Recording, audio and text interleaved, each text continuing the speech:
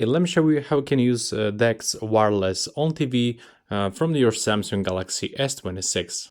So first of all, you have to be connected to the same Wi-Fi network on your Samsung Galaxy S26 and on your TV. And you don't have to get actually the Samsung TV. In my case, I've got LG TV and it works without any problem. So now on your Samsung Galaxy S26, you have to go into the connected devices. Now you have to go for a Samsung DeX. And as you can see, we have to go here and tap to connect wirelessly.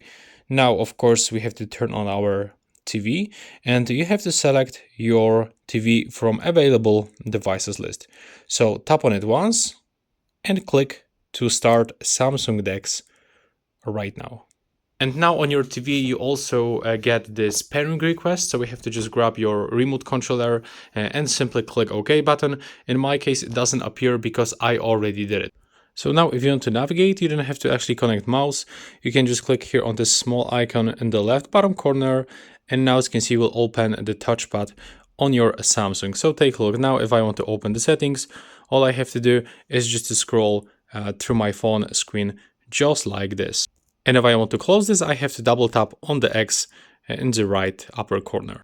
But of course, you can connect external mouse, trackpad, or for example, a keyboard, and just make your Samsung Galaxy S26 and your TV like a PC. And you can also customize your connected display. So in this case, when I'm gonna open the connected display, for example, I can change screen zoom. So if I want to make everything bigger on my TV, I have to just click on this one.